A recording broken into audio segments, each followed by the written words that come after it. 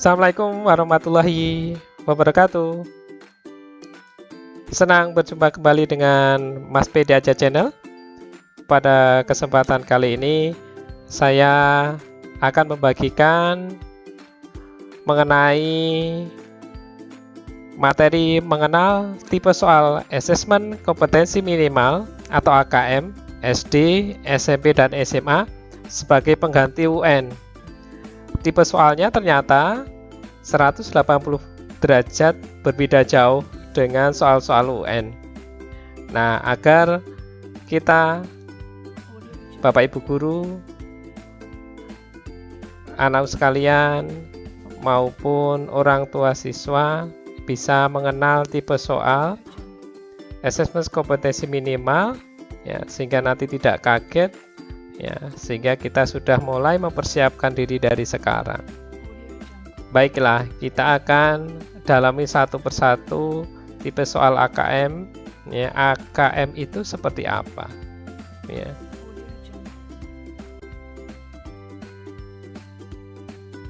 Asesmen kompetensi minimum AKM. AKM itu apa? Ada kata minimum. Minimum itu mengacu pada tidak semua konten di dalam kurikulum diukur di dalam AKM. Jadi, AKM akan mengukur keterampilan dasar berupa literasi dan numerasi, yaitu kemampuan bernalar teks dan angka. Kompetensi tersebut dibangun dari jenjang dasar sampai menengah dalam suatu learning progression.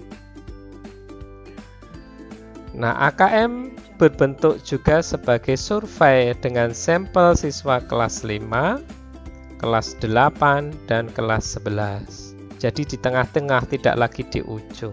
Walaupun nanti ada di ujung, ya biasanya nanti bisa jadi kelas 12 sebagai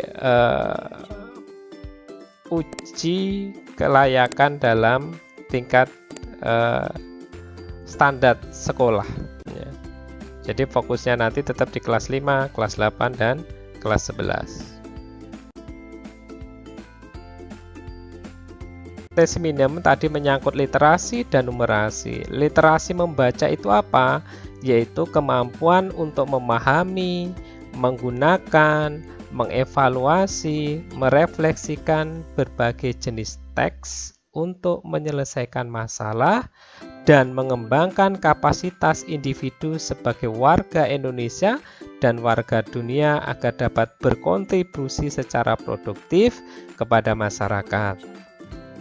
Sedangkan numerasi adalah kemampuan berpikir menggunakan konsep, prosedur, fakta, dan alat matematika untuk menyelesaikan masalah sehari-hari pada berbagai jenis konteks yang relevan untuk individu sebagai warga negara Indonesia dan dunia. Artinya dua yaitu literasi dan numerasi adalah bagian yang tidak terpisahkan pada asesmen kompetensi minimum.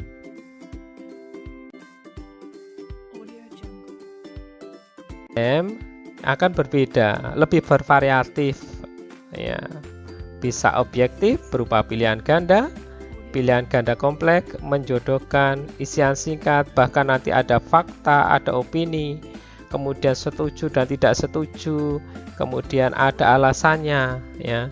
Kemudian juga ada non objektif berupa esai. Berbeda jauh dengan soal UN yang hanya mengandalkan pilihan ganda. Maka ini harus kita antisipasi, baik itu oleh Bapak Ibu guru, orang tua siswa, bahkan juga pada siswa-siswi kita, baik itu SD, SMP, SMA, yang mulai merubah paradigma soal yang pilihan ganda menjadi soal yang lebih bervariatif, dan juga lebih mengandalkan literasi, membaca, dan juga numerasi.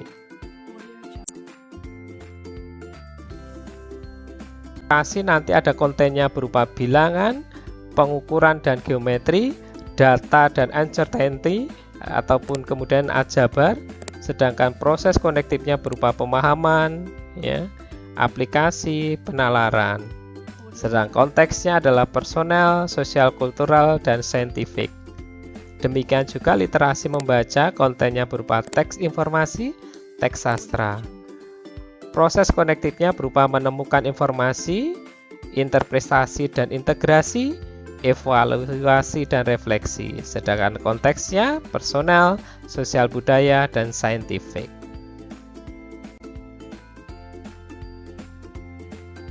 Ini adalah contoh soal numerasi.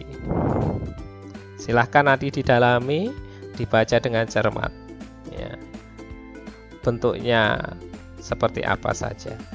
Kita akan dalami satu persatu. Bapak Ibu sekalian, ya, adik-adik sekalian, dan juga saudaraku sekalian yang pemerhati di bidang pendidikan.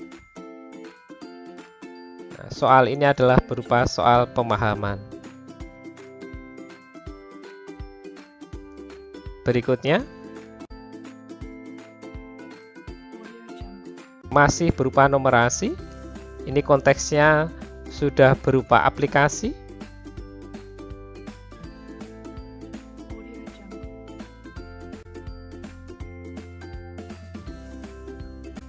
Soal yang ketiga, ini sudah konteksnya adalah penalaran. Ya, mulai level tadi mudah, sedang, ini sudah sulit. Ya, dari pemahaman, aplikasi, penalaran. Lihat model-model soalnya. Ya, penalaran sudah mulai memberikan sebuah argumen, yaitu penjelasan.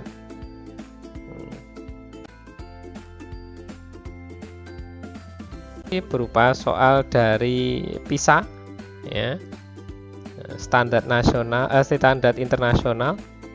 Ya, di situ sudah harus ketik jawaban.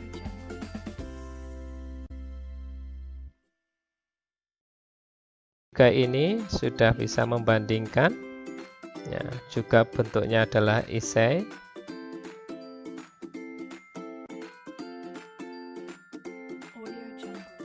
Nah, ini pernyataan benar dan salah. Ya. Ini adalah variasi-variasi soal yang ada di AKM. Ini baru contoh numerasi.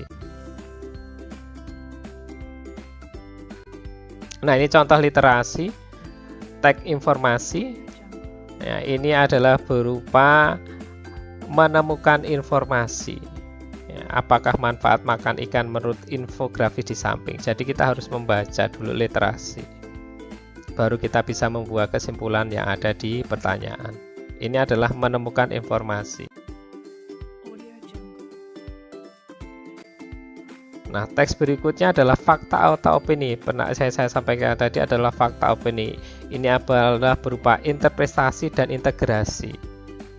Ya, membuat interpretasi dalam bacaan dan integrasi berarti secara menyeluruh. Nah, ini adalah tipe soal literasi, ya, berupa interpretasi dan integrasi. Yang berikutnya adalah saya sampaikan tadi setuju tidak setuju, kemudian ada isian ini berupa evaluasi dan refleksi.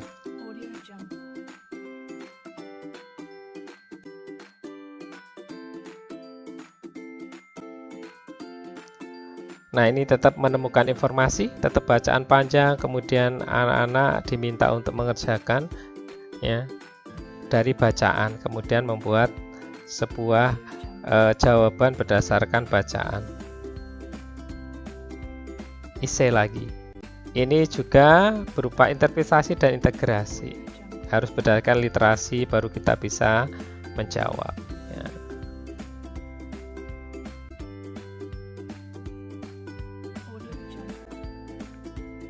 Nah, evaluasi dan refleksi.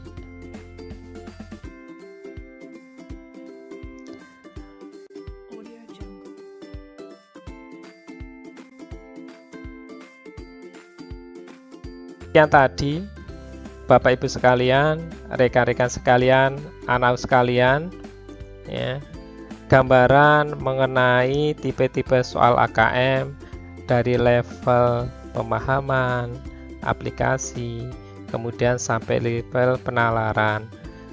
Dari numerasi tadi, kemudian di literasi. Literasi ada menemukan informasi, kemudian interpretasi dan integrasi, kemudian ada evaluasi dan refleksi.